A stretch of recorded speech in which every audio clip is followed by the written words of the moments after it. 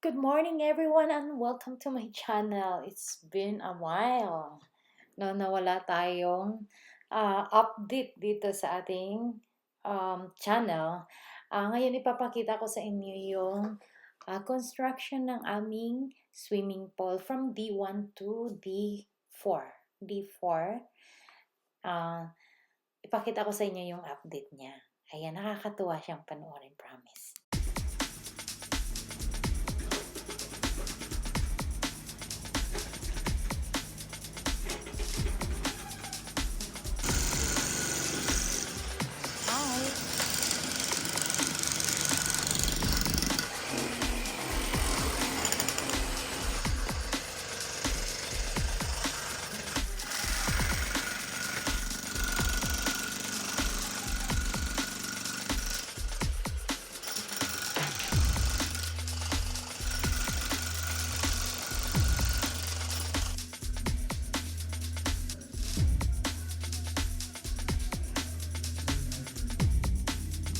Tingnan mo. Sa kalit-liit o ano, pasok nila yun. Ang galing. Malapit na, oh. Wow. Ang galing niya talagang gumawa. Ang bilis. Super bilis. Ito yung gamit ng swimming pool. Aparatos. So, ilalagay na yun. Ewan ko anong tawag dyan. Basta yun. Yun na yun. Charot.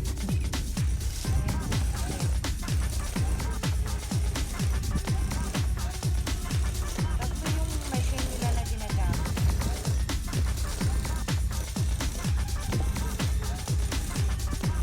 Pinangalanan ng bayaw ko, hindi ko alam.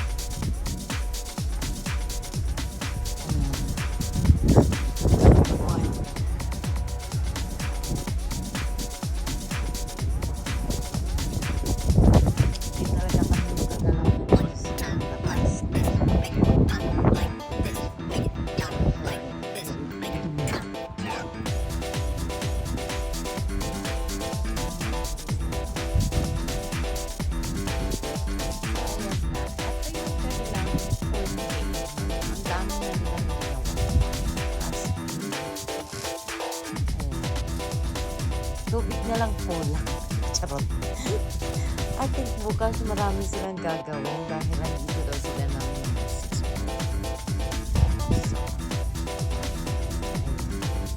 6 So parang buti naman tinanggal ko dito yung mga upuan down here. Tingnan nyo naman. Diba? So, and then tomorrow, ilalagay na nila yung mga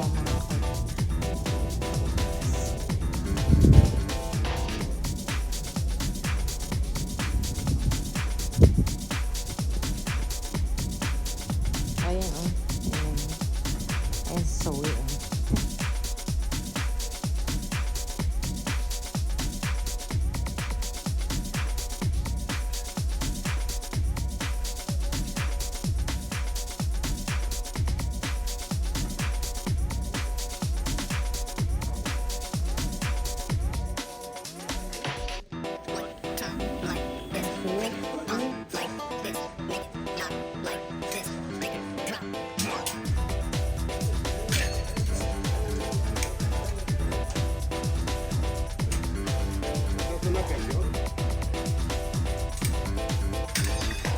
Wow, good morning. Good, good.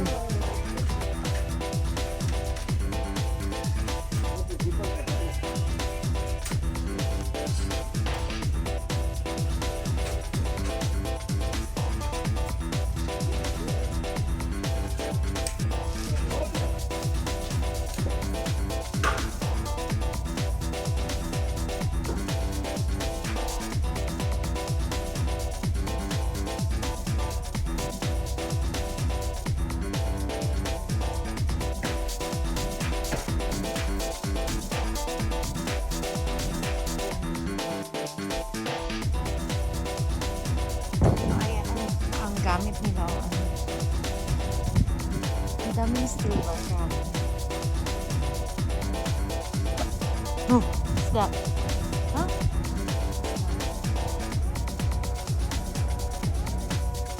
Ayan, good morning. So, ayan nga, busy ang buhay natin. Habang ginagawa din nila ito, blinds.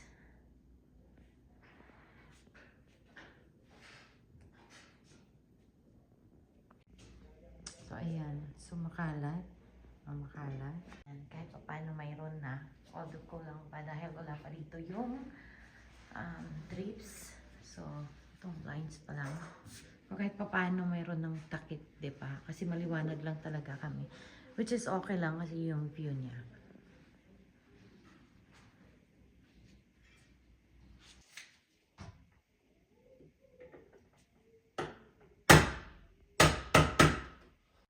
Kaya alam nyo na guys kung bakit tayo ay tingnan mo na. Kung bakit tayo ay laging busy kasi medyo malayo-layo na kami dito sa school ng anak ko.